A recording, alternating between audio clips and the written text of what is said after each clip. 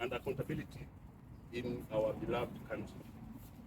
We are deeply concerned about the state of human rights, the rule of law, and constitutionalism in this country. Number one, we note that, and with great concern, that the president nominated 11 candidates to serve in Kenya with the different portfolios within the executive on the 19th of July 2024. 6 of the 11 nominees served in the previous cabinet that was dissolved by the president following overwhelming feedback from Kenyans regarding the responsiveness of government in the performance of its functions, and primarily because of their failure to enhance efficiency, effectiveness, transparency, and accountability in public service delivery. This was an admission by the president that his government had failed, and their dismissal was an indictment of these former cabinet secretaries. Therefore, the reappointment of the 6 nominees is unconstitutional insofar as they do not meet the requirements of Chapter 6 of the Constitution of Kenya. It is also an affront to the call by the people of Kenya for accountability to be seen to be done, and actually being done. Number 3, on the 16th of July 2024, the Directorate of Criminal Investigation Director, Mr. Mohamed Amin, admitted to the nation that the unlawful and illegal abduction of Mr. Macharia Gaitho was a case of mistaken identity, a clear confirmation that the DCI has been abducting Kenyans and peaceful protesters. We strongly call for his immediate resignation and that he be held accountable before a court of the law for these abductions and disappearance of Kenyans. Particularly the Gen Z are being funded to speak up and use their voices, devalues their genuine contribution to Kenya's development. Young Kenyans have shown remarkable dedication and initiative in advocating for positive change. Their voices are not just essential but inspiring in shaping the future of our nation, and they deserve to be heard and respected.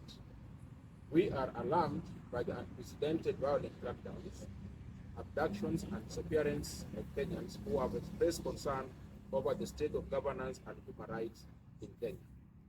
We see the intimidation of civil society organizations as an extension of ongoing general repression against civil space and human rights defenders. In recent weeks, prominent human rights organizations in the country have been subjected to an increase in acts of intimidation, harassment, and threats by the authorities, as well as threats against partners that fund their human rights work. These attacks and threats have also been unleashed upon the media and individual journalists. We call upon the government and all stakeholders to protect the Kenyan civic space.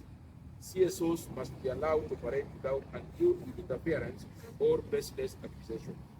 The Constitution of Kenya guarantees the right to peaceful protest and freedom of expression. These rights must be protected and honored, not only for CSOs, but for every Kenyan.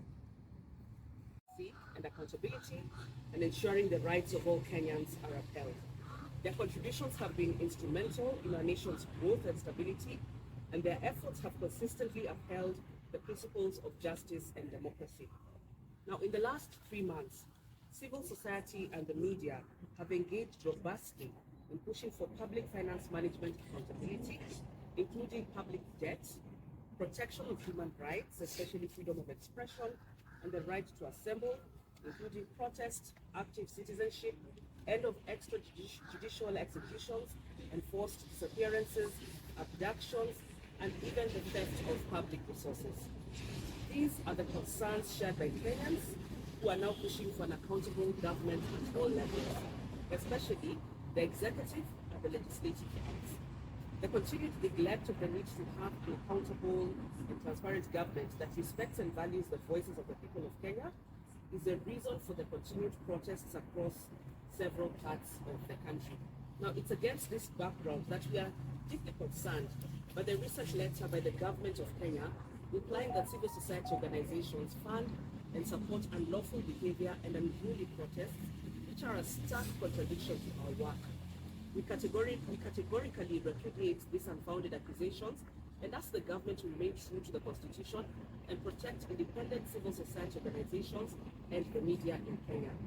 We have been instrumental in Kenya's development and playing a pivotal role in protecting human rights, upholding the rule of law, promoting good governance, and fostering social and economic progress. We unequivocally condemn any unlawful acts during protests.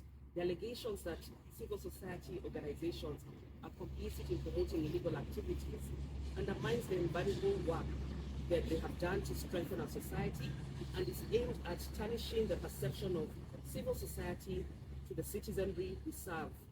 In recent months, civil society organizations have risen to initiate rapid response interventions to meet the pressing and overwhelming needs and concerns of Kenyans who have been affected by the crisis, through the provision of legal aid for those arrested or abducted, medical assistance for those injured, and psychosocial support for individuals and families affected. Furthermore, civil society organizations have continued to amplify advocacy on the human rights and governance concerns presented by Kenyans. Musical chairs. And as we've stated, we are concerned that people who are set aside on accountability and performance grounds are back in the cabinet. It looks like the president may have been buying time to allow the pressure of the moment to go down. With regard to the others who've been appointed, we are going to scrutinize, their credentials individually.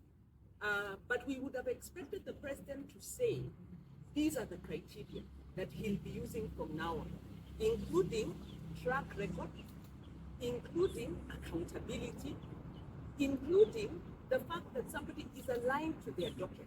So some of them appear aligned, some of them don't. The education was a bit of a concern because we know we have a lot of challenges in the education sector at present, including the issue of privatization of higher learning and the underfunding of the CBC program.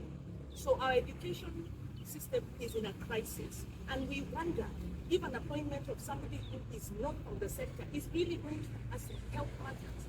Further to that, this appointment of cabinet is not the only issue on the table. Aside from the human rights issues, there are major accountability concerns, Chapter 6 concerns. The president has chosen not to address those and instead is taking the country on some showbiz of appointing people in staggered terms without saying, are they going to go through an audit? So the 6 who are serving before, could they go through a lifestyle audit first?